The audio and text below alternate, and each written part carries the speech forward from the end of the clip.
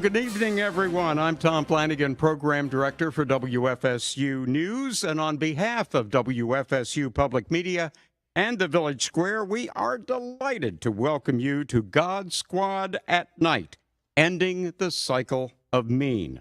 And this program is part of the now 14-year-old God Squad series offered by the Village Square in partnership with faith leaders from across our community.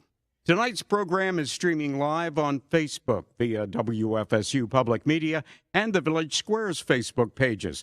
And we're going to start this evening with about an hour-long God Squad conversation that's tentatively scheduled to air on WFSU FM 88.9 Friday, December 8th at 7 p.m. After that first hour, we'll go to the audience for some questions, and that'll take up the final 30 minutes of the program. It is now my pleasure to turn it over to tonight's facilitator, the Reverend Dr. Latricia Scriven, Senior Pastor at St. Paul's United Methodist Church. And Latricia will be telling us who else is joining her on the platform.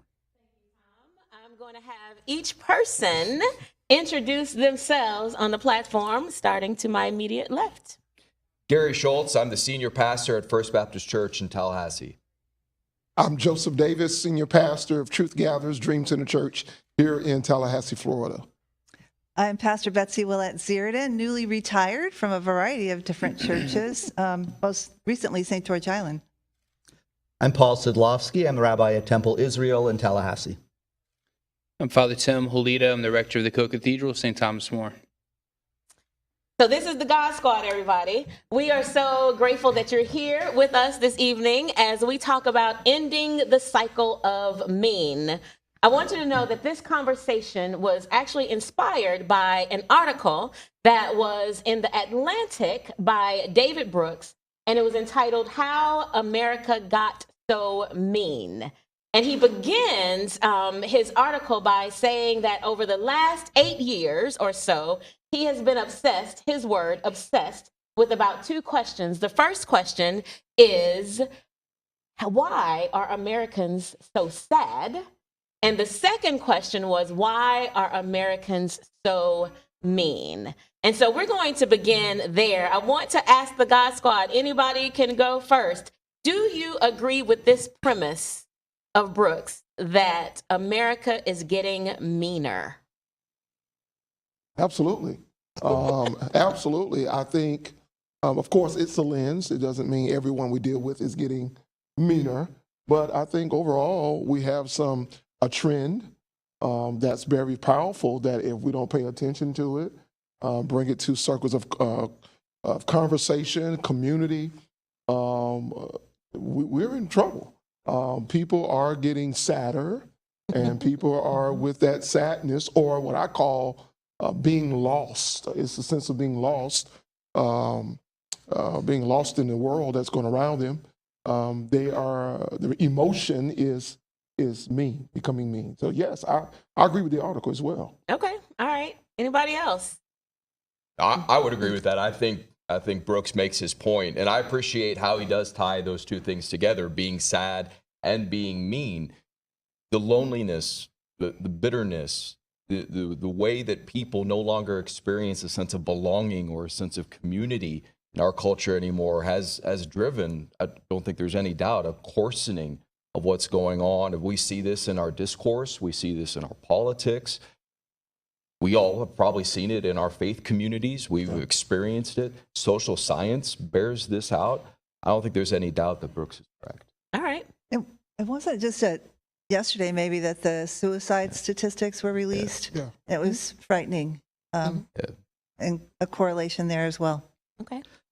Take a slightly different angle on this and would say that certainly the behavior we're seeing out there and the increase in violence, the increase in prejudice and hatred, that's probably never went away, but has certainly risen to the surface, and it seems to be much more acceptable, if that's a good term for it, is much greater in recent years. If, on the other hand, you asked if people think there's more meanness, they might say yes, but if they asked if you think you're being meaner, they'd probably say no. It's always, I think, someone else who is being mean.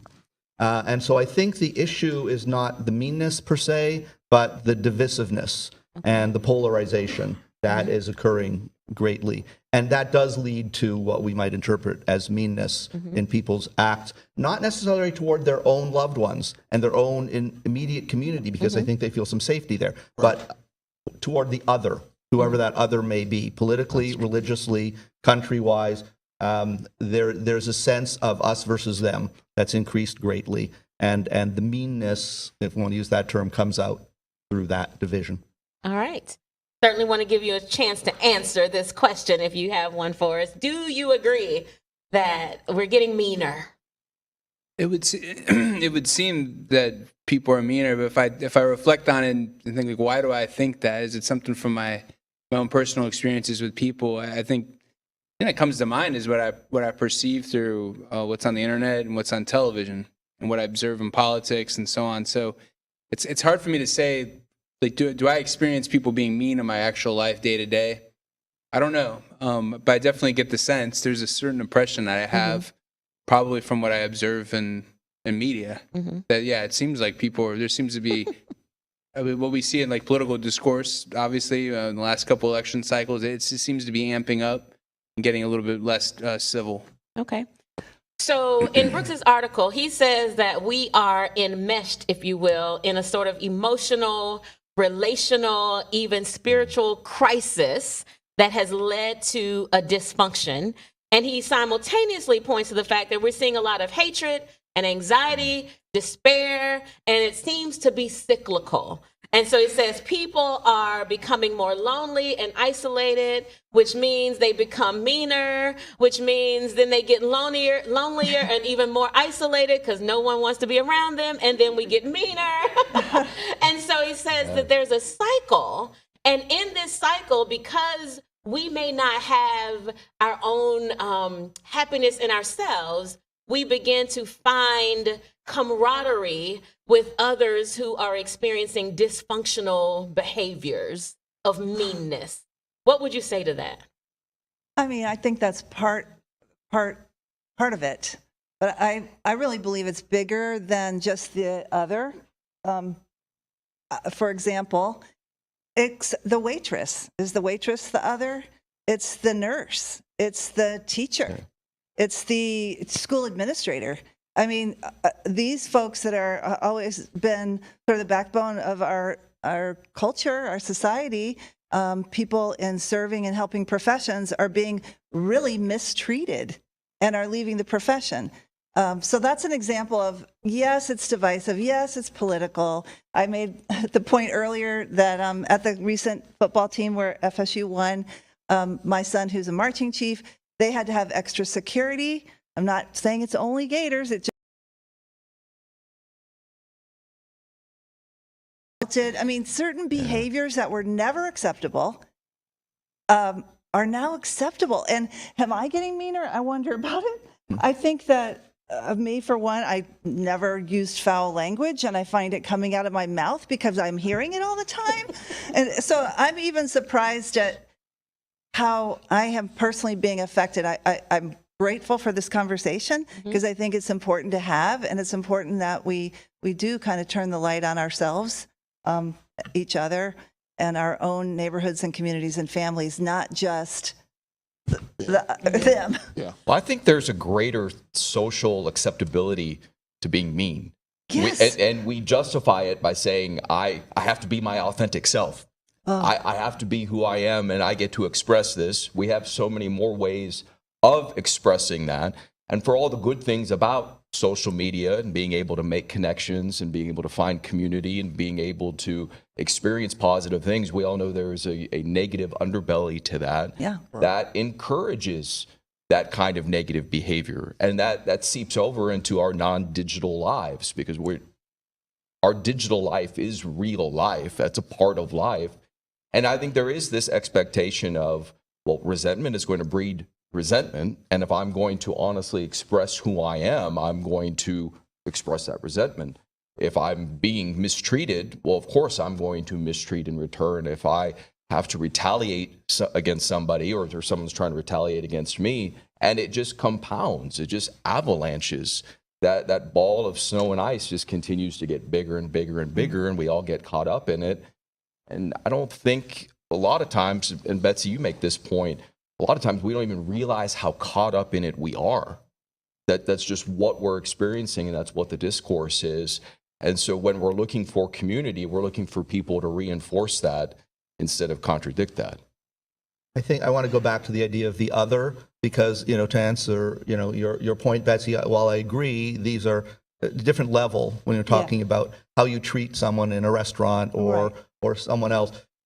In a way, I would say yes, they do become the other. And I think that speaks to something else, which is a degree that I think mentioned already of isolationism, that people are feeling very isolated in society today.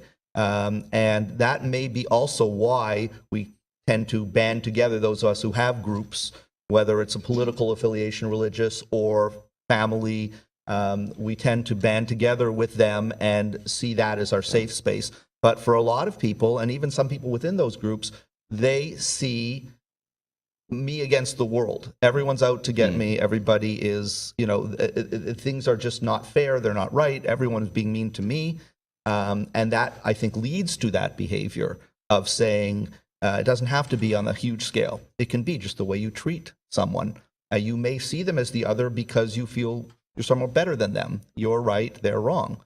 They wronged you in what they did, and people can't take ownership for their own actions. That's another part of it. So the isolationism, the banding together with like-minded people, and the feeling of frustration and not taking ownership, I think those are all key issues. So Betsy mentioned something earlier about, a person behaves a way and then we behave a way. In what way is this cycle or this meanness that we express or experience sort of symbiotic, right? So I encounter an individual who is just mean and nasty for no reason, or maybe they have a reason because someone was mean and nasty to them and they're just in a bad mood. And now I'm in a bad mood and I go spread that abroad. And then if we take your comment, right, it's also become more acceptable to be this way because I'm being my authentic self. To what extent are we encouraging each other to be in this cycle? So I think I think about, again, like meanness. Like, what does that really mean to be mean, right? We needed to define it. Let's define it. So I think, I guess what kind of comes to my mind is people are mean when they're angry, when they're afraid. I think of like an animal. If they're backed into a corner, they'll get mean sometimes, again, because they're afraid. Right. They feel threatened, or they're angry. And so at least you're right. I think that there's a possibility of feeding into that depending on how we react. And I think the tendency is when someone's mean to me is I take it personal, but I don't want to. And so I think recently I had an email. Every now and then some people don't like me, if you can believe it. Not that often, but sometimes. I got an email that was sort of critical, and I could take it personal, or the way I tried to look at it was really kind of felt bad for this person. He's got some real issues. He's really upset about some things that he can't control, and really I can't. And so I didn't take it personal. And so instead of responding in a mean way, which would have been easy, I'd have satisfied my own desire to lash out or something like that. Instead, I kind of saw it as, because I might see somebody with an illness. Like, it would be absurd for me to laugh at somebody or get mad if someone was sneezing because they had a cold. Like, why are you sneezing? Stop sneezing. Well, this person can't help it. There's something going on inside of them. And so when I don't take it personal, it's easy to not feed that anger. And then I can be kind. And a lot of times you can disarm it, I find, when someone's angry or being mean. That's a virtue teaching. You just taught a virtue. Thank you. Which is kind of one of the reasons why we're here. Which is part of it. Which is part of it. We're going to get to that. We're going to get to that. But I wanted to add, when you keep talking about, is there a sense of encouragement to be mean?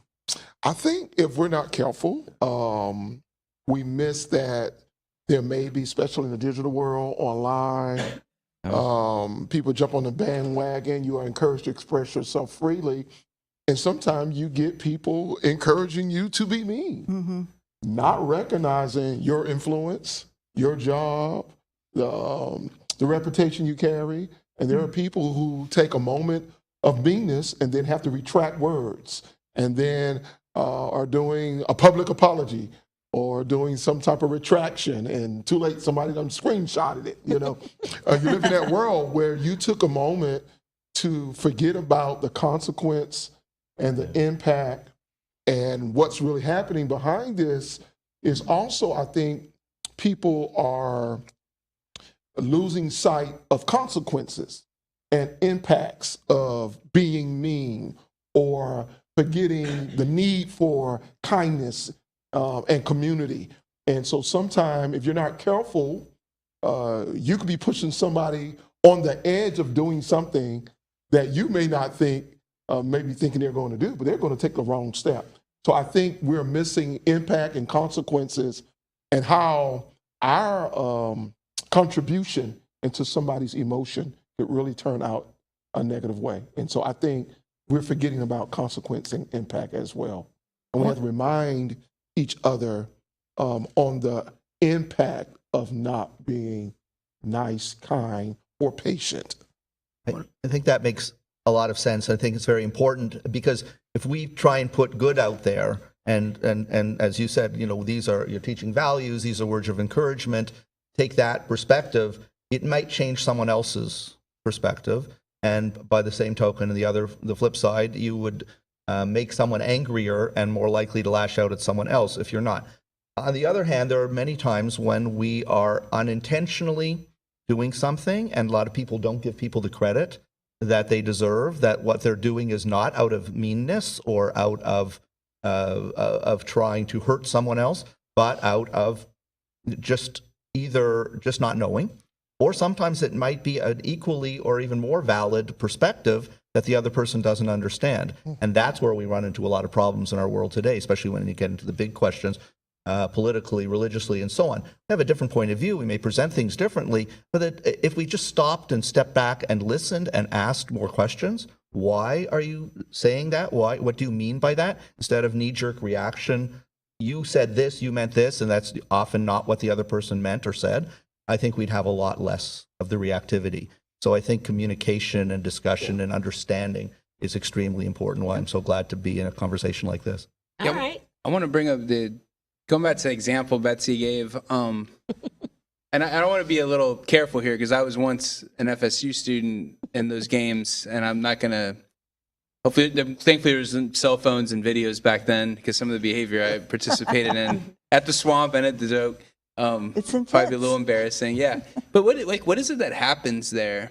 Kind of analyzing that. Like, I remember specifically one game where, this was after I was in college, but a quarterback, Tim Tebow, who's a great guy, even though he's a Gator, lost, and he was crying on the bench when they lost this game. And a friend of mine who was a FSU fan made that their credit card, took that image and made it their credit card. So it was interesting that you have a grown man crying, that this became something that they celebrated. Mm-hmm. Like, this man's like disappointment and sadness. Like, how does this happen that you can go to a game perfectly, like people who are just total strangers to you, that you would start pelting them with things or treat them like that? It's because in team sports, there is no reasoning there. It's this is my enemy. Like, that's how it's pitted. And obviously it's ridiculous for fans to act this way. But that's sort of the mindset that starts to happen. And I've heard our politics and other things in our society have been compared to that, this sort of team sport. So only when I view the other as my enemy, and someone, they lose their humanity, they lose their personhood, and then I can be mean to them, or they're a threat, or I must defeat them or treat them in such a way, and I lose the compassion and empathy where I would take somebody's disappointment and suffering and place it on, so I can look at it every time I purchase something, and celebrate it. I mean, that's a strange behavior. It was funny to me when it happened, that this woman did this, but looking back, it's like, how does this happen? And I think that's something important when we're talking about being mean. How are we viewing the person we're being mean to? Well, to build on that, what do we do when we look for community? We tend to look at, well, how this is people who are like me, who agree with me, and then everybody else is on the outside. And we push people away. We keep them on the outside. I think of a concept that C.S. Lewis developed called the inner ring, we're always trying to look for that inner group, that inner you agree with me more, you're like me more, and everybody else is on the outside. And part of the allure of that type of community is making sure everybody else stays on the outside. And so we treat them as enemies. And I think that kind of viewing of people and the way that we look at longing and belonging is rewarded in our culture, that's almost expected, and we play into that. And so if you don't agree with me on everything, if you're not there, if you are the other, I'm going to make sure that you stay there, however I need to do that. So I want to link that, Gary, to what Joe said about consequences, right? He was talking about consequences. Sometimes we don't think about the consequences, but it sounds like what's being said is that what was once punitive is now being rewarded, right? So the behaviors that we would have frowned upon, now we put it out there, we get likes, we get loves, it's hilarious, it's entertaining. Yes. What has shifted that has allowed us to go from the things that were once punitive now being a source of entertainment and being rewarded?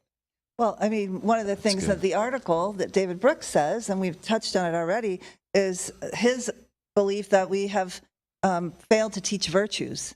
And sportsmanship would be one of the ways that we used to teach virtues to children.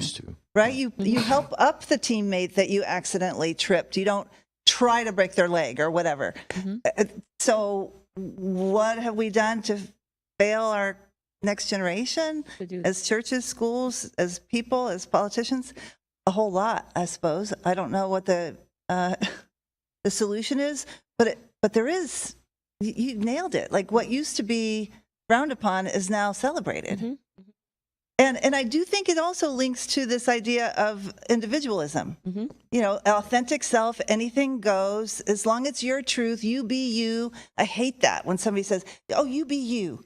I don't know why, but it rubs me the wrong way. You don't want to be you. Who you want to be? Who you want to be. But we transfer that sense of individualism then to the group.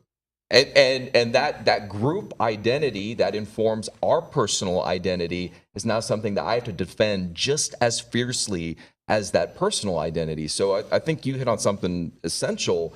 We do have that sense of hyper-individualism that we have transferred to a group identity, and it reinforces each other. Well, it also makes us feel isolated. Yes. So if I just have to be me, and I can be whoever I am in my authentic self, then that's very lonely, right? So you want to jump into a group. On the other hand, are you really part of that?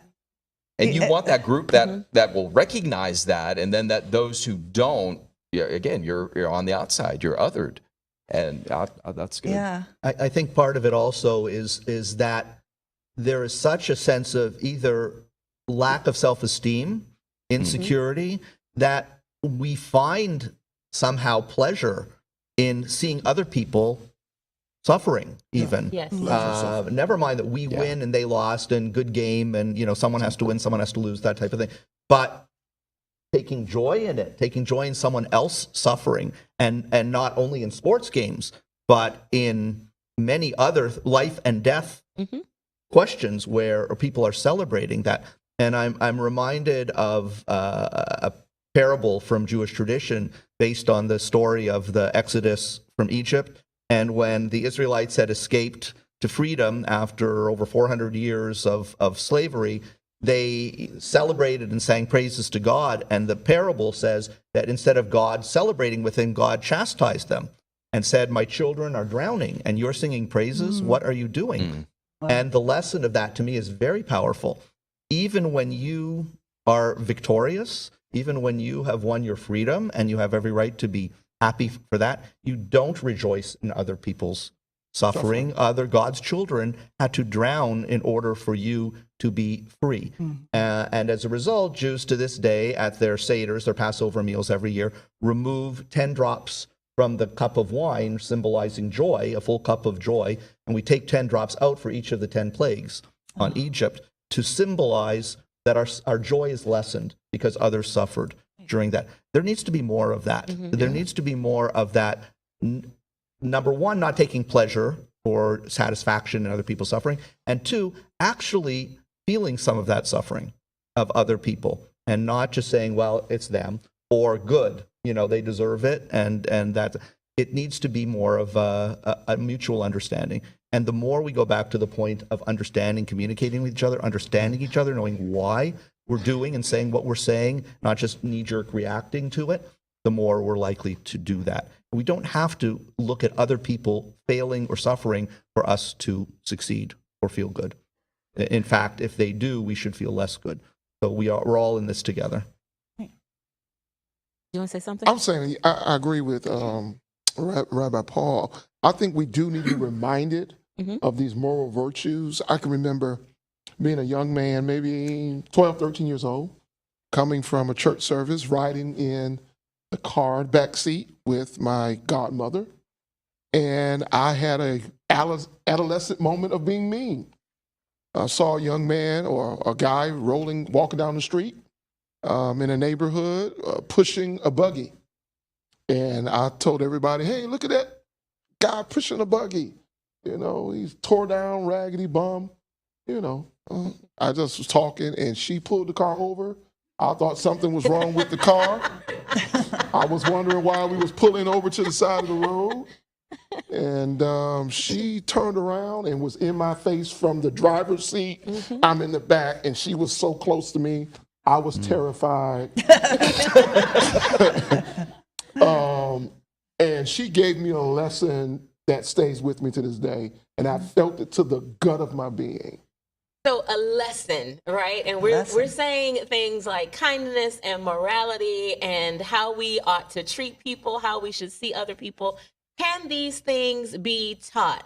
For those who haven't read the article, one of the things that Brooks says is that there are many reasons that we can give to explain why people are getting meaner. And he points to the technology story. He says that social media is driving us all crazy and social media makes us behave this way. He said there's a sociology story that we've stopped participating in community organizations and therefore we have become a little bit more isolated.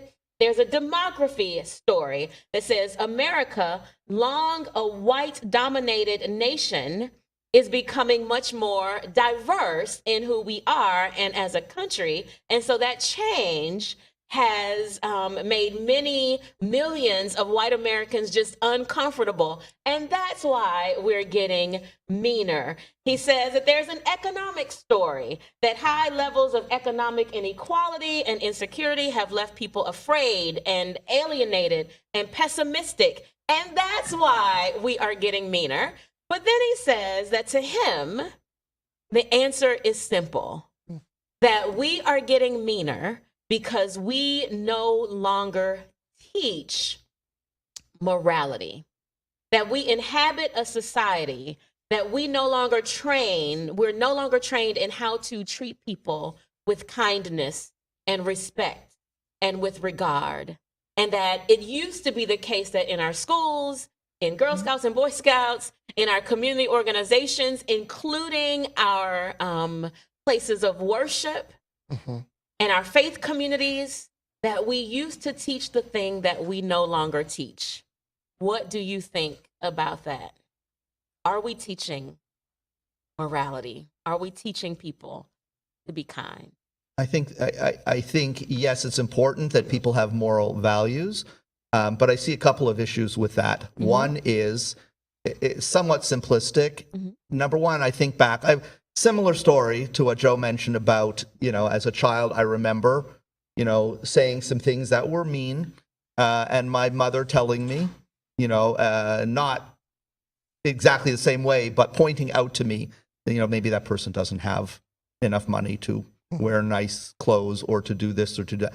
And it still sticks with me, like you said, Joe, to this day. It's an important lesson to see different perspectives.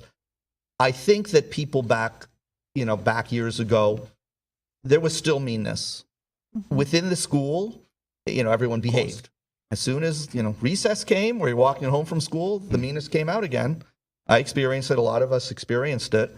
So I don't know if teaching it is enough, per se. It's important. The other thing is, what do we mean by teaching it? Then we get into another issue. of what does it mean to teach morality? Is it morality according to this religious teaching? Is it morality according to, this? Is it completely devoid of religious teaching and it should be, that shouldn't enter into it? And then you get into further division and discussion. So what is morality? What does it mean? What's moral to some people may not be moral to other people. And that's another question. Is there ultimate morality? When we talk about God. What's the answer?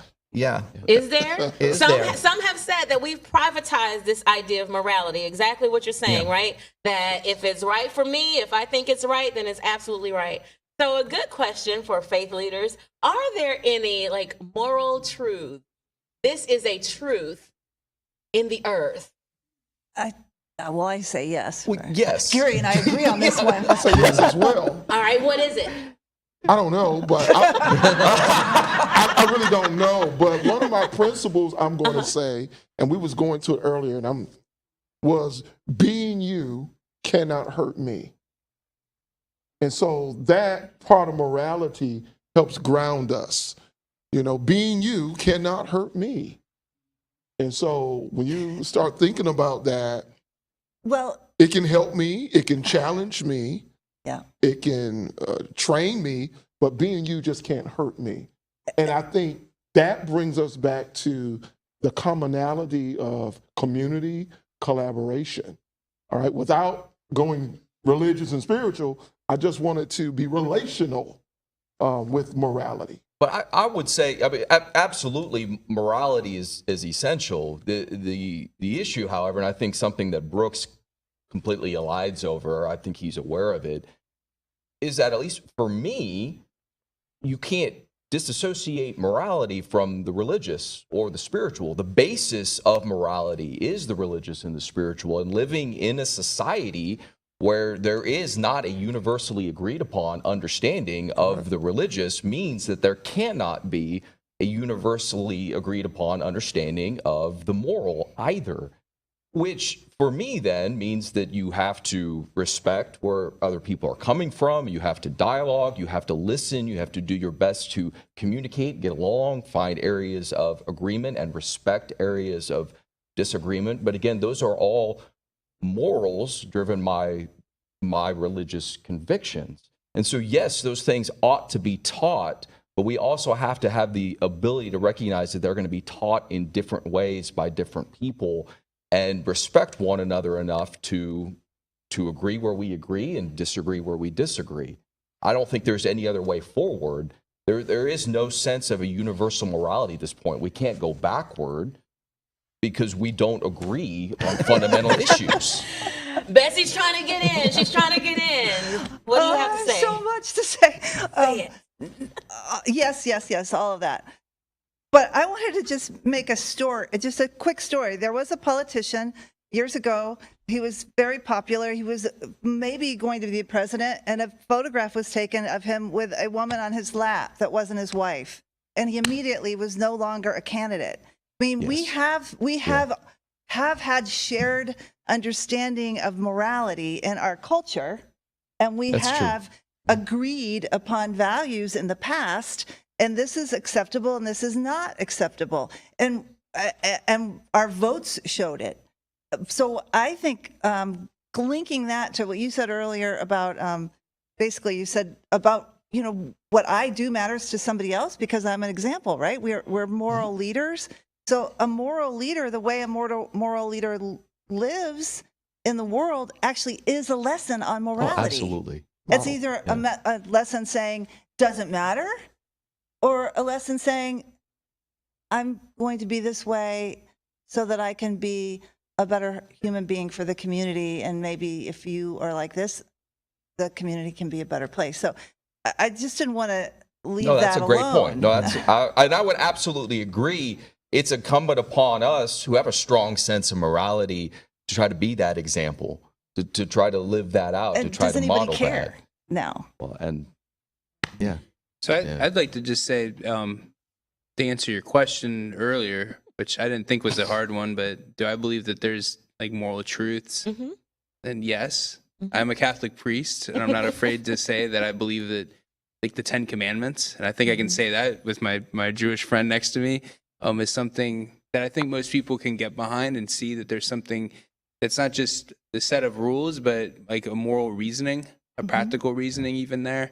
And there's a great book by C.S. Lewis called The Abolition of Man.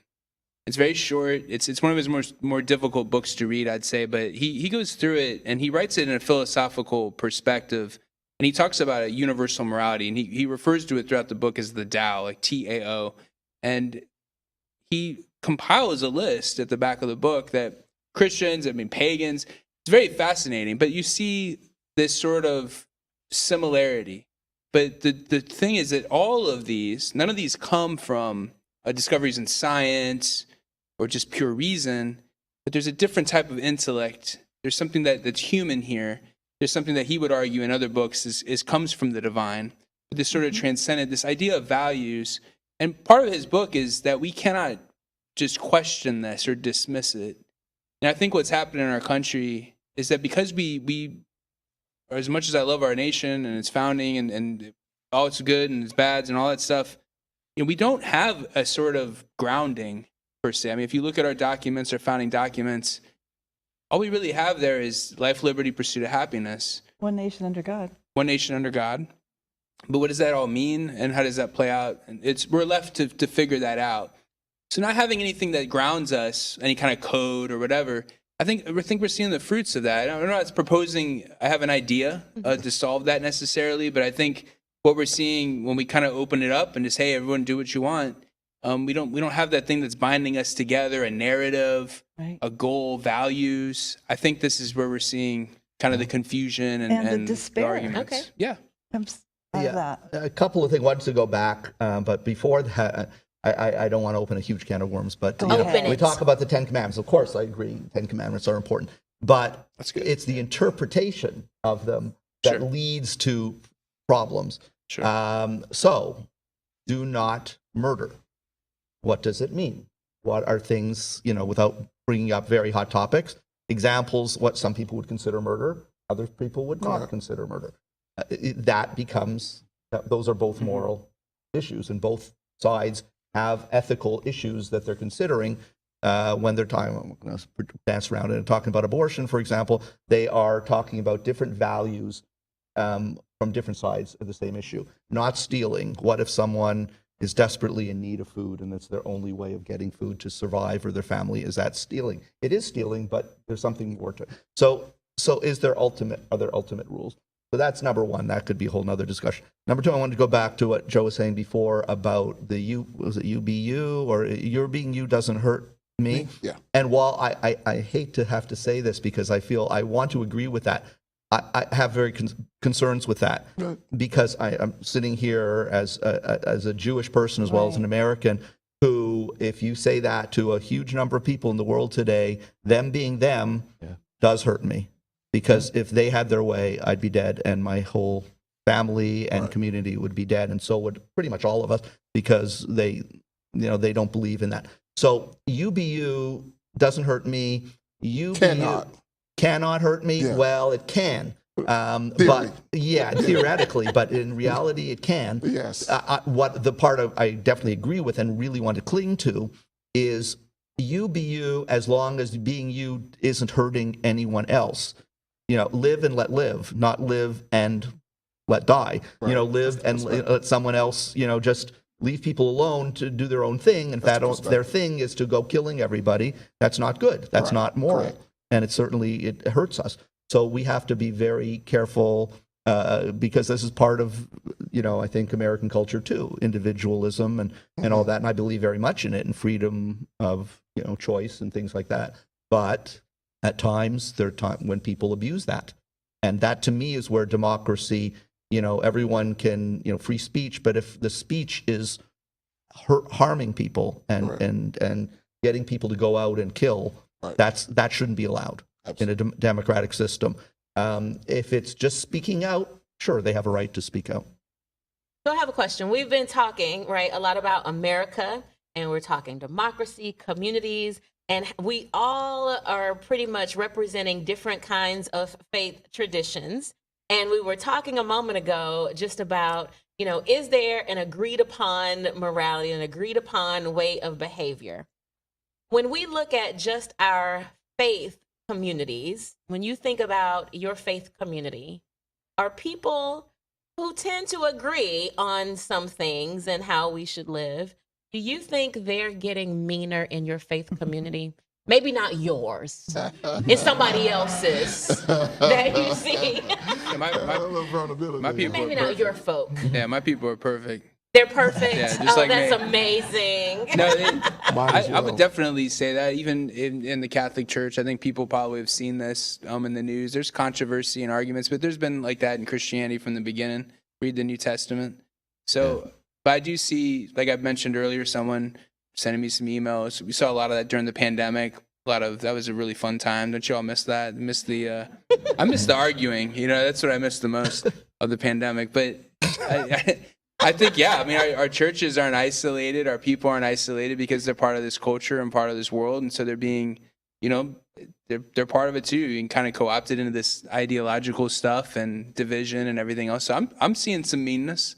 Absolutely. When I'm viewed as an enemy, that can happen. Yeah. That's the thing, right? When I'm viewed like that, or my parishioners see other parishioners as enemies, and not as brothers, as sisters, then you're going to see meanness. Do you all think that sometimes our faith communities teach us to view other people as enemies? Sometimes. The culture is an atmosphere that we all breathe. And now there are multiple cultures, and as we think about that. Our faith communities are their own miniature cultures, but if we think of American culture, we're breathing in all of these things. We cannot help but be affected by the atmospheres that we inhabit. And yes, I think that the cultural strengthening of this idea that we have to band together and push everybody else out, and that if you're on the inside, you're my friend, if you're on the outside, you're my enemy, cannot help but impact our faith communities, and has. And I think we've seen that. I think we could probably all share similar anecdotes about how we've probably had people who've left our faith communities because we haven't been adamant enough about the other, so they haven't felt like they've belonged enough, and so they're going to go find someplace else that senses that tighter. I think that's a cultural value. And that's certainly something that I would say over my close to 20 years of ministry, I think has increased dramatically over the last few years. And that is part of that. That is a cultural impact. What I'm always trying to help our people to remember is that even as we're impacted by culture, we have to transcend that and go out and impact culture in the name of Christ as Christians. And that's what we're called to do. But we have to recognize that we're being impacted by culture. That happens. Like the lack of respect for the authority of the pastoral office. That's a big one. Or the lack of respect for the teacher in the classroom. Going back to the idea that certain roles were afforded a certain respectability and an expectation of behavior that the culture placed upon it. And along with that came some authority that was intended to be used, like we're trying to use it tonight, to bring people together and to understand others. But when the congregations, whatever they might be, began to be, like you said, breathing in the kind of air that we breathe now, I mean, the lack of respect for authority, lack of respect for office, lack of respect for humanity, it does have an impact. And what I am doing now, and this isn't really meant to be a commercial, but I am a spiritual director, and I see clients, and a lot of the people that I work with are clergy. Yeah. And they're heartbroken. It's not like it used to be. It's harder all the time. Yeah, it is a struggle for clergy to you want a certain degree of, call it authority, because spent a lot of time studying and a lot of time practicing and put our hearts and souls into what we do. On the other hand, I come from a more liberal form of religious practice. Sometimes I struggle with the dogmatic aspect of religion. While I respect the fact that religion has dogma and it does have these set of beliefs, and respect it for those who want to believe it, when it stretches to, if you don't believe this, you're wrong, and other people outside of our particular congregation or group, religious group, don't believe it, it's wrong. I think there are multiple truths. I've said it before, no one has a monopoly on the truth. We all have different truths with a small t, and different things that are meaningful. They don't have to be literally true, and there's not one approach to God or to morality. There may be some that aren't illegitimate, but there are many different legitimate ones. So that's a very important thing. The other thing I think is that it becomes problematic is when, and I really try to avoid it in my rabbinate and my pulpit, is when people become overly political and use the pulpit as a political, place to stand up and give views. That's, to me, not what religion is about. Yes, there are ethics, there are morality, there are values that should be taught, but not in terms of politics. And that's when it becomes very divisive too. So I will say, I don't want to give a sermon where half the congregation gets up and applauds and the other half gets up and walks out. I want to give a sermon that teaches and maybe inspires and gives people food for thought, but not to be divisive. So I really try to avoid those types of things. And I think that's part of the issue that we're dealing with a lot in our societies in terms of the meanness. Okay. So I want to get to something. First, I want to throw out a term because I found it fascinating that Brooks uses. He says that we have become or are becoming vulnerable narcissists. Vulnerable narcissists. He said not like regular narcissists. We are all about ourselves and overconfident, but not like the usual narcissist. That's pretty much what it is. But the vulnerable part of it is that we are all about ourselves, and also we are anxious, we're insecure, we are avoidant, which makes us the worst kinds of narcissists, because then we begin to actually scan for signs of disrespect so that we can rally towards it, right, to keep it off of ourselves. But my question for us this evening is, what is the fix? Is there a fix? We are here with our faith leaders. How do we get better as a community? Cast your cares upon me because I care for you. Yep. I mean, to me, that's the fix. I mean, that's for me, the call to follow Jesus Christ. That's the fix. Okay. I was thinking about what you shared with me, and it was similar to what Tim said. Forgive them; they know what not they do. Want me to say it? Yeah, you say it. It's your saying. So we had It's your lunch, saying. and I told Betsy that my saying often, I have intentionally practiced resisting the urge to get offended, because I realize that often it's not even about me. It's something going on in the individual. And I will repeat to myself, God, forgive them, for they know not what they are doing, even when I think they absolutely know what they're doing, because in our deepest selves, we are sometimes too broken to know. Yeah. And I recite that all And the I wrote time. it down, and I'm trying to incorporate it as one of my mantras, and that's an example of virtue teaching and lessons that can change your life. Okay. I think it starts with, we have to model that, as leaders, as best as we can, and it's hard. I think, sometimes and I don't mean to have a pity party for us involved in ministry, but sometimes people are rough on us, and critical and so on. But I think we have to really resist the urge to take it personal and to realize that this is, if someone's coming at us, if someone's being mean, again, I think you can disarm them by not being mean back. And what I mean by this is a risky thing, because you're again, if you're using the analogy of the dog in the corner, what do you do normally? You can back off, or you can show him your hands, and hopefully he won't bite him, but he might, know? And that's sort of the thing, is if someone's attacking me or angry at me, a lot of times I ask them, why are you angry at me? And if you ask a question like that, or say, you're I don't understand what I did to hurt you, that just disarms people. It's hard to fight a pillow. But if I get if I'm worried about my pride and well, I'm this person and how dare you talk to me like that, which I'm not saying I haven't never done before, as I have. But if I can remember just to, again, not take this person, like, what's going on with this person? I feel bad for them. Like, what can I do to help them? It can really solve a lot of problems. So I think modeling it, I can't control what other people do. I mean, I had to let go of that a while ago. I can't control what's going on in Washington or around the world, but what I can do is how do I treat people and how do I model that, hopefully for my parishioners. I think a lot of it just goes back to understanding one another. But we have to take a step back before we say that. What leads to understanding, and that would be, I think, communication, first of all, to be able to openly, honestly communicate, not critically, not to pick apart each other's views or to find fault, but to actually listen. That's very hard. I certainly will say it's hard for me to do often, personally, and in terms of leadership.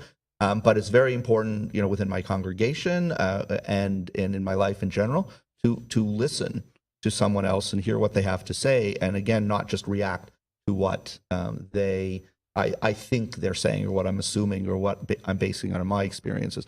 And once we listen and communicate, we might learn more about each other and start understanding each other more. We may not agree on everything, but at least we'll have more respect for where the other is coming from.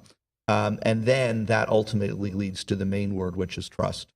And that is, building a sense of trust from one individual to another, from one group to another, whatever part of life it's in. If we can learn to trust each other, that's very hard. But to rebuild that trust, I think that's what's been eroded. And people don't trust anything. They don't trust the media. They don't trust the other political party. They don't trust the other religion, the other country, the other this or that. They may not even trust people in their lives because they've been hurt by someone. We need to rebuild that. Much easier said than done, but crucially important. Great. My thoughts would be, I put in the phrase of just dare to love. Dare to love. And I know that could mean something different in every context, but I think that phrase for me that I try to practice and model is just dare to love. When I'm faced with a person who I feel is mean, or when I feel like I want to be mean, right? But because those things happen, and I just say dare to love, Joe, and that makes me become a little more innovative on what I'm going to do, what I'm going to say, how I'm going to approach it, and so that's my phrase, dare to love, and that helps me navigate through the emotions, navigate through what I may feel is a threat. Right? But what do I need to do here to love that person? What is that safe context? It just helps me. So it takes courage to love. I think it takes vulnerability. It takes intentionality. I'm reminded of a saying that pain that is not transformed is transmitted. And perhaps we have become meaner because we are holding pain, and maybe we don't know what to do with that pain. And perhaps as we decenter ourselves and begin to center others, then we can dare to love, and love in a way that becomes mutually healing, right? Healing for others, healing for ourselves.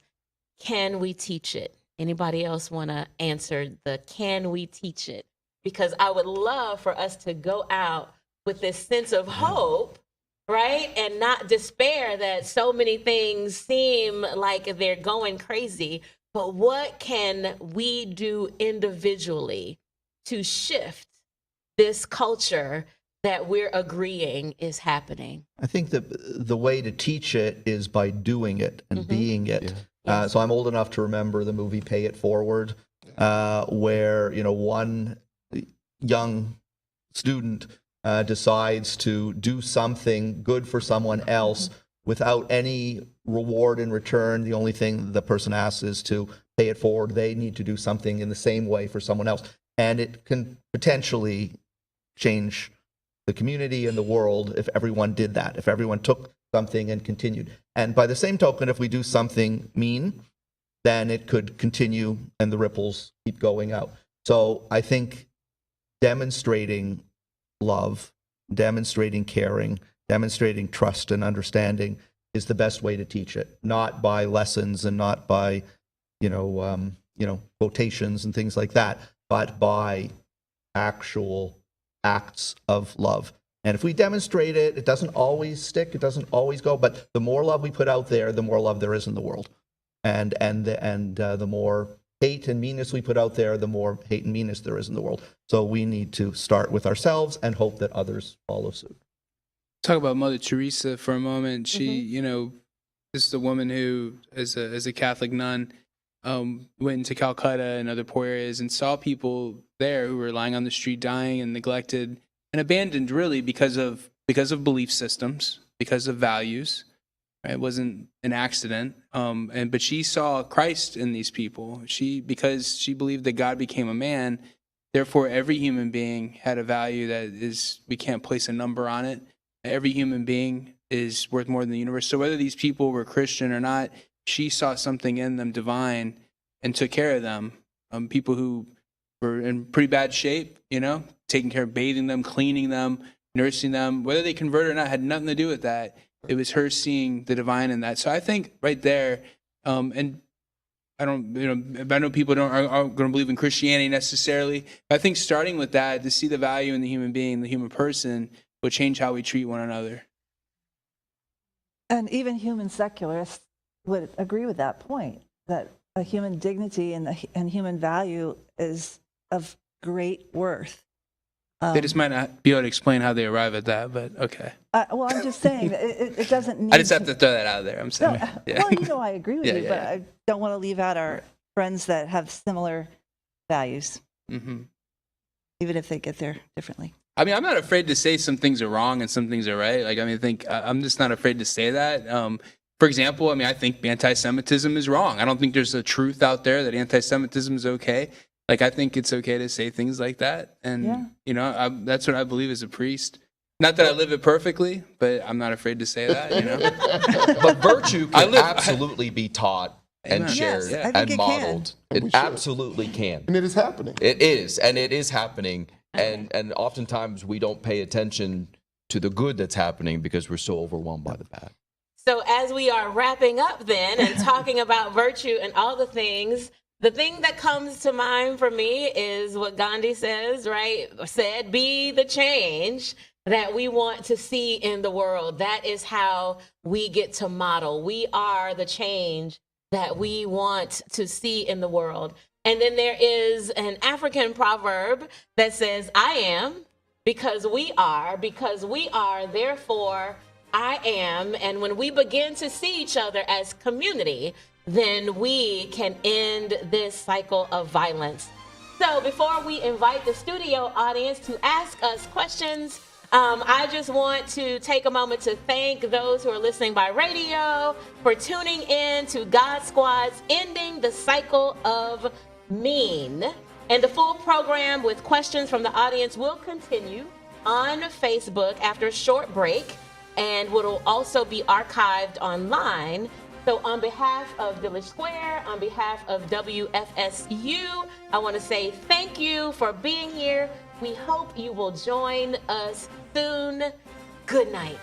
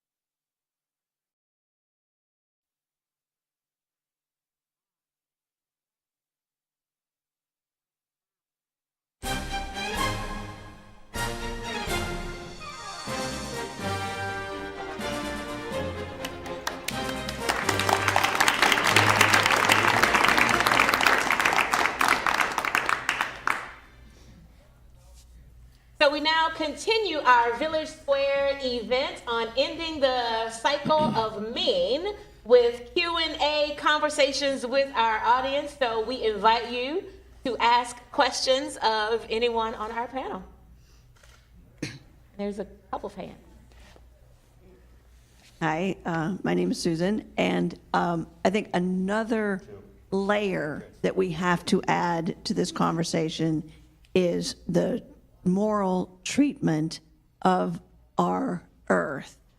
Not just necessarily each other, but of the physical earth, and to treat it with the reverence that you would treat the other, and that can be something that can be taught, should be being taught. When you throw trash out your window, that's an act of violence to our community, an act of meanness in our community, and we need to teach that, and that's just another level that, I would like everybody to keep in when they're talking about teaching, ending the cycle of meanness. I think that's a great point. I think it shows a great, actually powerful tool that we can actually teach these sort of things in society. Like, to me, the idea of throwing garbage out my window is just not something I think about, because since I was a kid, that's what I was taught. Give a hoot, don't pollute. Yeah. Join the woodsy team, So it's like so ingrained in me that I would never even consider it. So when I see it happen, I'm like shocked that somebody would do that. And I imagine they didn't see the same things I did growing up, I guess. I don't know. But it shows how powerful those things can be when the society has an agreement. Like, this is not a good thing. And you use a lot of television and a lot of ads and so on. You can actually change the way people behave. That's Yeah, I think what we're teaching is, respect for all living things, and all living things includes not only humans and animals, it includes the earth and everything living on the earth that we all share. And if there's any way to show that we are, as I mentioned in passing before, all in the same boat, we literally are all in the same boat. This is our world. And so we do need to see that as a value. I would also add that I think this might be a great inroad into finding common ground among different groups, that there are people who might feel meanness toward that group, but share the idea of protecting the environment. And you might find that these people are actually human beings with shared values. Yeah. So thank you for bringing that up. I'll say too, one of the things I really appreciate about the faith community where I get to serve is that there is a deep emphasis on creation care. And so we have an entire creation care ministry that is also teaching the children, right, to care for the earth, because all things are divine and should be held sacred, not just people. And so that's great. Thank you. And if when you ask your question tonight, if you can come to either Cassie or to me, so that you can be on TV. Yes, hello. My name is Mark Schlackman. I'm affiliated with Florida State University's Center for the Advancement of Human Rights, and also have the privilege of engaging with the community through the Sheriff's Citizens Advisory Council and of counsel to Rambana and Ricci. Your collective analysis really important, because it takes us from the themes or the topics and leveraging the article, but it seemed to take us to the point of realization that these terms or these effects are symptomatic of many different things. So, and I think a number of you observed that there was no universal morality, or at least difficult to find. To what extent, so now just a question, to what extent in 2 days, a couple of days from now, it will be the 75th anniversary of the UN General Assembly adopting the Universal Declaration of Human Rights, which was a global embrace of human rights. And so many of the issues and symptoms that you were noting were lack of respect, but ultimately for, you mentioned humanity, but human rights. So to what extent do any of you incorporate that into your teachings, your fellowship, your congregation? Because it's not a, quote, religious product, although it was certainly informed by it. Well, we have creeds, even in our own hymnal, that lift up the values that we share together, not necessarily directly related to the UN. But what I also believe is that human flourishing is something that we all contribute to from a variety of faith and non-faith perspectives, and that it's not that complex to figure out what human flourishing looks like and to promote it. But we have undermined institutions such as the UN through lack of trust and lack of respect. And so maybe we need to return to some of the basic understandings and beliefs and teach more on them. I mean, and me who doesn't currently have a pulpit, so I shouldn't have even answered the question, but. What was the question? I'm sorry. Can you repeat the question real quick? Like in a short. To what extent do any of you engage with or teach with or even mention the Universal Declaration of Human Rights? Because that transcends the United Nations. That was a global commitment of all of the nations that came together to embrace universality of human rights. Whomever you are, wherever you are, whatever you believe, whatever you don't believe, regardless of your socioeconomic status, nation, nationality, religion, etc. So there is at least a framework for this universality of human rights and or morality. I think we should print it in the Democrat. I don't never taught that from in my church, as it wouldn't be appropriate probably in our liturgical. This is the way we do things. So we would use the readings of the day and teach from that. Not that I would be against someone doing that. I'm just saying I just haven't. It wouldn't serve. Yeah, it wouldn't serve our purposes. What we're doing. I would say. Oh, go ahead. I was going to say we don't teach it either, but we still teach the principles of it. But I think it's still another good educational piece to mention. I don't think there's nothing that prevents us from mentioning it, nothing that prevents me from mentioning it. But what I would dare to say is I feel like we still have enough other materials that are still there that gets to the same point. And my point is, I don't think we're in a place because we lack mentioning the agreement. It's not from the lack of mentioning this great agreement that has caused us this consequence, because we have other morale teachings that are still there, very potent, that people still have not taken to. So I think we can mention it, but I just want to point back to the lack of not mentioning it. I don't think it's contributing to the things that we're seeing. Yeah, I'll agree that we don't specifically talk about that, and I'm honestly not sure that is the thing that I would use as the resource or the organization that truly represents fair human rights. But we do look at a lot of the principles in it. So as an example, and this can be controversial, but when certainly in our Jewish congregation, we pray for those in Israel and for the release of hostages. I, as a rabbi, also mention those in Gaza who are innocent civilians who have suffered. Israel is not at war against Palestinians or Gaza. They're at war against a terrorist organization. So we pray for those who are affected by extremists, whichever side, so to speak, they are on. So those values are important, universal values that we teach, that we don't only pray for our own people. We have a lot of universal prayers that pray for many different people. As I said before, our joy is decreased when others suffer. So we are true to that, and many people in my congregation and many Jews that I know who are feeling a lot of pain, seeing suffering of many different people in this conflict. And then the other thing is that we have prayers in our liturgy on a daily basis, weekly basis, that are universal.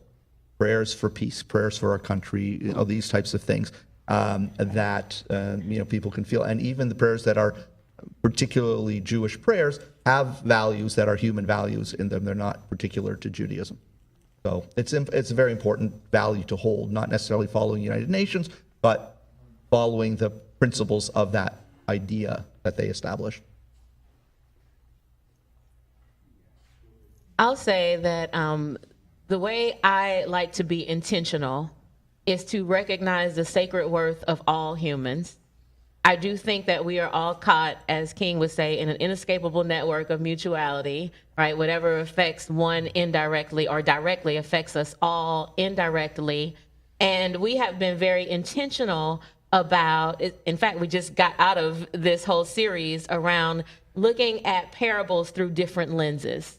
And so what does it mean for me to enter a narrative? What does it mean for someone else of another fold to enter a narrative? What does it mean that we all have different perspectives, ways of seeing and ways of engaging that we may not see the same way because of our experiences, our traditions, and the ways that we reason? However, and when we begin at the point of holding all individuals as sacred and as worthy and as having the spark of divinity, that we are the image of a big and diverse and inclusive God, then we can get to the point where we can expand our horizons and transcend even what we think, so that we can embrace all kinds of things and documents and bring them in and not be afraid that it undermines our faith in any way.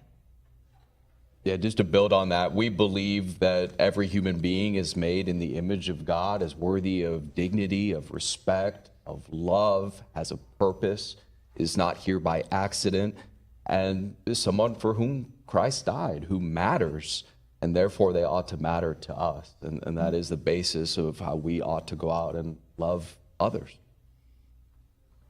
Thank you. Question? Yeah, thank you for the question. Hi, my name is Jane. I'm the school counselor at Trinity Catholic School, and I'm one of Father Tim's parishioners. And I came a little bit late, so I missed the name of the article, that David Brooks wrote. What's the title of the article?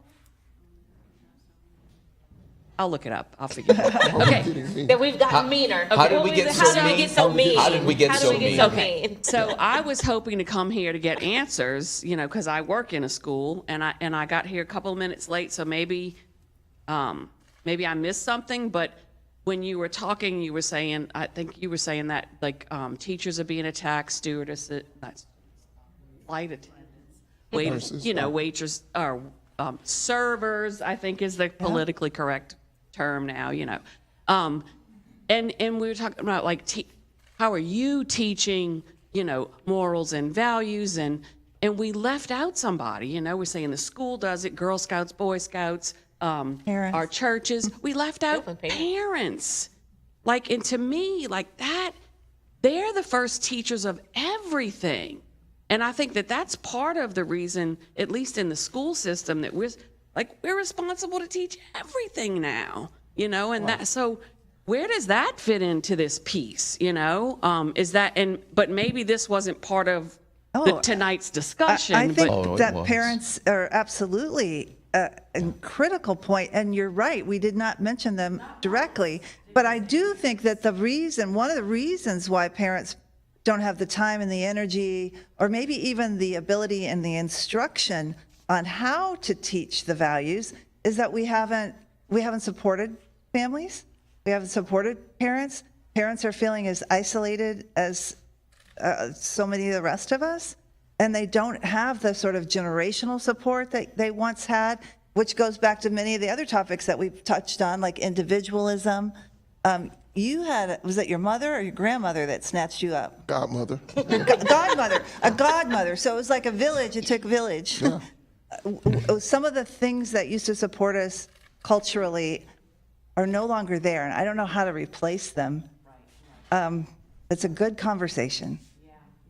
And then the other thing I wanted to say, I think Father Tim said this in his homily, that he had a different career path, and he thought he would have all the answers by choosing that career path. And I think you said, it's all about love. And that, and that's really the answer. And the thing that I try to do, when I interact with parents, I'm helping parents or students, is just especially if somebody's being mean, is just kill them with kindness. You just be nice. But I think that, the Beatles, they had it right when they said all we need is love, because that is the problem. And a friend of mine, his mother said, the more you learn, the less you criticize, and that's really true. And you all mentioned that in one way or another tonight about how the more you learn about the other side or what that person thinks or where they're coming from, then, it kind of softens your heart and you're more generous and more loving and more kind to that person. But thank you for tonight. I was hoping to come and get all the answers. Well, to build on what you said there, to love, Jesus gives us two particular ways to love that we really don't like, that I kept thinking of tonight, and I want to mention, where he says, turn the other cheek and go the extra mile. A few months ago, I had a conversation with someone who came up to me after a sermon and essentially asked, I'm going to boil it down to, do you really think that it works or that it's realistic to expect that in all discourse and in our politics that we should turn the other cheek? Do you really think that that's worked? And I turned that back around and essentially said, well, if you don't, what you're saying then is Jesus's way doesn't work. And if we're not going to try to do this, how can we really try to do anything else that he says? This is pretty clear and straightforward. Maybe we should trust this and try to do this. But that is how we are called to love, and that is a completely other-centered kind of love. That is a willingness to go beyond ourselves. That's what love is. Love is a willingness to serve and to recognize and to respect and to lift up someone else. It's interesting because I'm listening and I'm also thinking about loving your neighbor as yourself. And the problematic part of that is, I don't know that we've always learned what it means to love ourselves, right? Our self-talk, the way that we think of who we are, not enough, and all of the negativity, because we've not understood ourselves and our own sacred worth and accepted our fabulousness and our flaws and the journey of becoming, then it makes it increasingly difficult for us to do that when it concerns somebody else. And so love then, to me, becomes a little complex, even though it sounds very easy, right? Because we have not learned very often what it means to just love myself. So how can I love my neighbor? Do I start at a deficit? My name is, excuse me, my name is Sue Evers. I own a company, Change by Design, and we focus partially on how to facilitate effective learning, how to develop effective learning. And as the discussion has gone forward, I thought people don't have the skill to be able to look at themselves and to be able to love one another. I think it's a skill that can be learned, but I don't know how in the church we can teach that besides modeling it, yes. But it seems like there's a place for training, to train people on how to look at themselves and evaluate their behavior and see when they are wrong and do something about it. How to look at the other person and confer on them forgiveness, knowing that it doesn't have to affect you. But that's a skill to learn. It doesn't have to affect me. Well, how do I figure out how it's not going to affect me? So I just want to throw out there that it seems to me that there is a skill or a set of skills that could be trained through the pulpit, through our modeling each of us in our own human ways, and probably a lot of other ways that I haven't thought of, that people could gain these skills and practice these skills and be able to do better and heal our country. And I think Brooks would actually agree with you. Absolutely. That is exactly what he is saying, that we have stopped teaching morality, not just in how we behave, but in the things that we say and in homes and schools. He would agree with you. And going back to parents, like the virtues, the Book of Virtues by William Bennett. You remember that? Or Aesop's Fables, or some of the things that everybody read to their children when they were little. And where are those books now? So we need to find them and teach those things. Sorry. Values, no, I'm with you. Values are paramount in shaping behavior. So personally, when I was younger, I remember how I used to treat like insects and things, and kids, you know. No, I mean, kids, you know, Always appreciate it. even people I know now are just, you know, pretty harsh to bugs and things. And I used to catch fish, and I didn't really particularly care how they felt or whatever. But as I've gotten older and my values have shifted, and I've come to really, really appreciate everything that's alive as a miracle, it's changed how I behave and how I treat those things. So I think, you know, it's not just about learning, it's about what are our values, and I think that's what David Brooks is getting at too, is what are our values? And if we can't just make those up, or they're not really values. I think another part of it, and I certainly agree with everything that's been said, is that values are very important, clearly. But if someone doesn't seem to share our values, does that make them a bad person necessarily? Does that make us a good person or a better person? And I would say not necessarily. It may be that they don't share the value, and again, that goes back to communication. Why? What about it do you not share? If they're willing to talk about it, and why? If it seems very obvious, and you sense that they might be a good person, even though they don't agree with you on something. Find out what it is. Maybe you'll learn something. Maybe you'll grow, and maybe you'll shift your value a little bit for that, or add another value to the value that you have. Doesn't mean you're wrong and they're right, but it doesn't also mean that you're right and they're completely wrong. There has to be some understanding.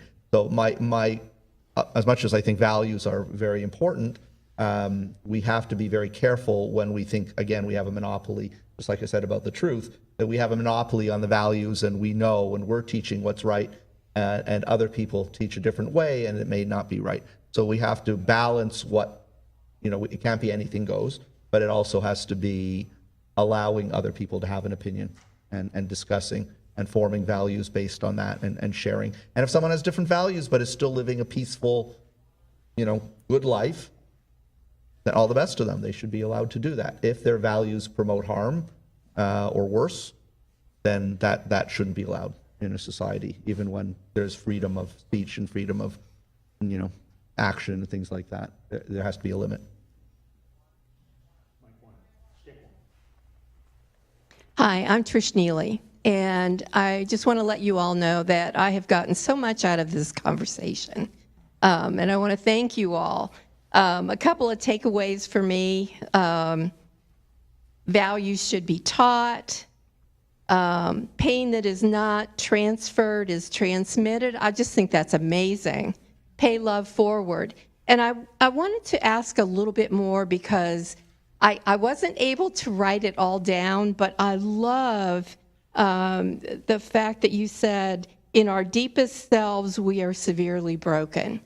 And I think that if we all looked at the person in front of us who we think is being mean, and we actually thought, this person is not just having a bad day. Inside they've got a whole lot going on. And I wondered if you could just expand a little bit more on that. Mm-hmm. My thought, I remember having a professor in seminary once, and I loved this person. Like, he was the best ever. And often we would just talk about people being mean or agitated. And, I thought to myself that I would always turn to wonder. I wonder how you need to be healed. I wonder how you've not been loved the way that you've needed to be loved over years. And so now you're exuding this kind of thing. And we all carry with us, I believe, some kind of brokenness in need of healing. Some of us find healing in ways that others have not yet or are seeking, right? And because of that brokenness and that pain, people don't know what to do with it, and they begin lashing out. And so God forgive them, even when I think they know, because at our base, sometimes we are just too broken to know, because that pain takes over our rational thought, our emotions that say you matter. And so I like to turn to wonder and say, I wonder how they're in need of healing or in love or love. Yeah. That's good, Latricia. I'd like to share the last speaker's recognition of the wisdom that we've heard tonight. I really think this whole idea of values, I mean, nobody's willing to say, well, I've got some values and we can agree on these. I think that do unto others as you'd have them do unto me is a universal. And there's, Yes. I've seen it in every religion kind of said, just a little different, but it's the same thing. And I don't think it's kind of this, we're hesitant. We're afraid that we're going to offend somebody if we state any values. And we need to speak our own values, but listen to the others. I went to a medical office yesterday, and they had a set of values. And we complimented our doctor on this, and he said, oh, nobody told us what the values were. We came up with those ourselves. And Sue here works with lots of groups, helps them come up with values. At churches, can we talk about values more and not teach the values, but find the values that we can all define in words that are meaningful to us, and we come to that knowing of that meaning through that collaboration. You know, how can we do that more? The question to you is in the religious institutions, but also in our homes and families and workplaces. Thank you for bringing up the golden rule, Tom. I mean, I can't believe we missed that one, because that is something I think we all agree on. It's a beginning point. It's an ending point as well, if we can live that out. That's just not a value, but it gives forth virtues. So there's a difference between values and virtues, right? Value may be something that's held, and a virtue might be the working out of the value in real life. Thank you. I think I'll just throw something out there. I think something that would be helpful in our society, because sometimes there's a perception a lot with young people that to be like all this stuff we're saying, and to them we're old fuddy-duddies. We're boring. Being good is boring, and so on.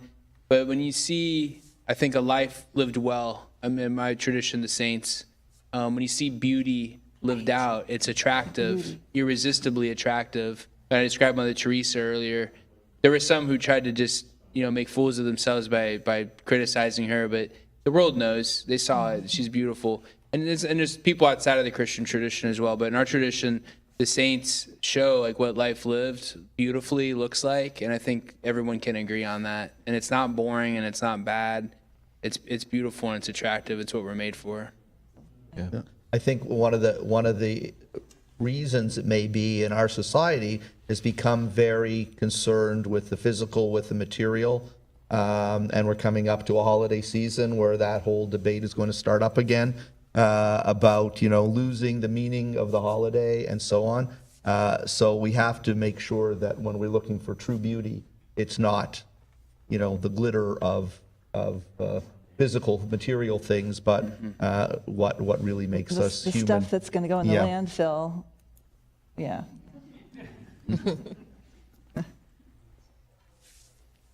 Was there one last question? Did I see anyone? Okay. Universal rights it's not so much the words there, but Eleanor Roosevelt brought all the countries in the world and all the religions together to come up with that. So I think it's similar to coming up to that set of core values that an organization has, a church has, and I'm hoping we can do that. And clearly we didn't know a whole lot about it. So thank you for educating us tonight. They didn't ask me about it. But not just stating them, but applying them equally to people, without hypocrisy, without double standards. So that's a very important thing as well.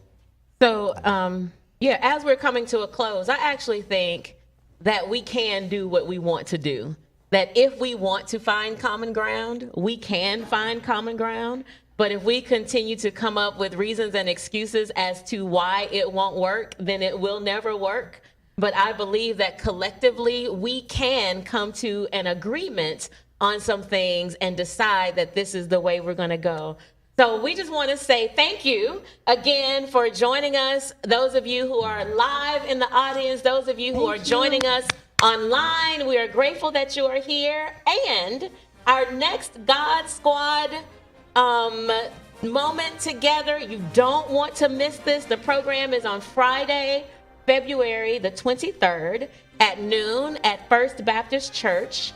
And the title, Everyone is Canceled. Everyone is canceled. So thank you for being here. Have a good night. Happy holidays and enjoy your evening. Thank you. Thank you.